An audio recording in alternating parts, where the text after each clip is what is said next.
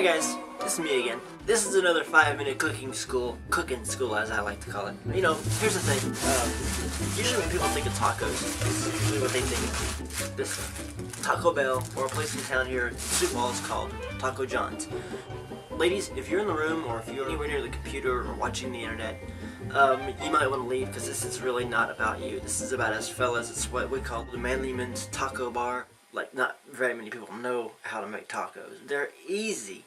Anything I cook is easy. I don't believe in anything hard to cook. Right now, here and now, I'm going to tell you how to make tacos. In case you don't know, this is called a crock pot. This is what it looks like.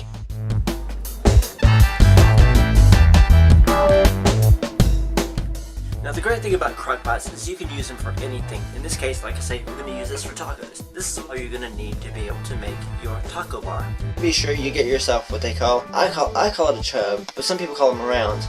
You want to get a nice round cube of ground beef. That little number right there, that tells you basically it's the fat content, how lean it is, how much fat it has in it. Fellas, depending on who you are, if you like tacos, if you're a real manly man, you put anything and everything on your tacos. You put lettuce, cheese, like I do, or you can add things like onions, tomatoes, garlic, maybe, I don't know, but you can put stuff on it, like anything you want on your tacos. You could put a banana or an elephant on there if you really wanted to, but this is what I use. Like I say, Mr. Simple here.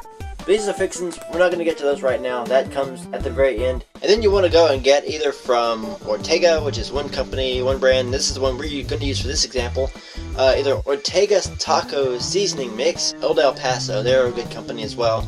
You're going to need all that for this little concoction. And lastly, you're going to need this bad boy. A can of Hunt's tomato sauce. Last time I made tacos, apparently they were too dry. So, you're going to use your tomato sauce to make it a little more moist. No! Yeah, that's exactly what I wanted to do. Okay, this is what you want to do next, guys. Take your crock pot here, take the lid off.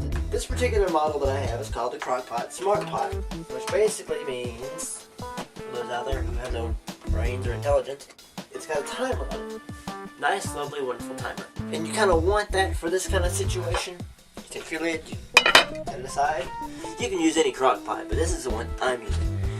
Make sure you set this to high. In this case, you want it set on 4 hours. Always make sure you have clean hands. You'll take your meat, dump it in the pot. In this case, we're planning on having tacos for quite a while, so I'm going to go ahead and dump this. Throw your trash away. Clean the blood off the counter if you got blood on the counter. So I'll use it later. Pack your meat down in there just like that. Make sure it's all put it in there. You want to separate it.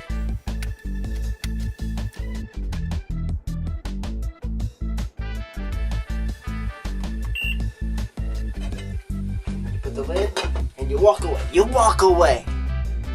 Check on it every so often, maybe every couple hours, or maybe even every hour on the hour. Just check and make sure and stir it up. Check the meat. Once you've done all that, let it cook for 4 hours. When it's done, kind of the first time I've done this with the tomato sauce, but I'm going to try it this time because last time I screwed up. I had many people get upset with me because I totally screwed up. So we're going to go ahead and open this can. I'm going to go and toss it in there, so at least it can be getting all cooked it up in there. You do want to cook the meat first. You do want that to be cooked up before you put anything else in there. I'm going to go ahead and just dump that in there, just like that. The whole thing. That's when this comes into play. After that cooks, throw this in there. Both packets. Yes, both packets. Stir all that up. Once it's all stirred up, then what you want to do is have your tacos. Take your taco shells. It can be anything. Old El Paso, Ortega, whatever. Take your shells. I always like softer shells, so I usually take the taco shells themselves and wrap them up in wax paper and put them in my microwave and cook it for a little while. It makes them softer and they still taste great. That's the cooking school for this time. Join me again later. Hopefully I'll have a better one for you guys. That's about the best I could do this time. Sorry, it's a miserable day outside. You can't really do anything major, but you know, hey, okay. Yeah, that's it for this time, guys. I'm sorry. I'll do better next time, I promise. Thank you.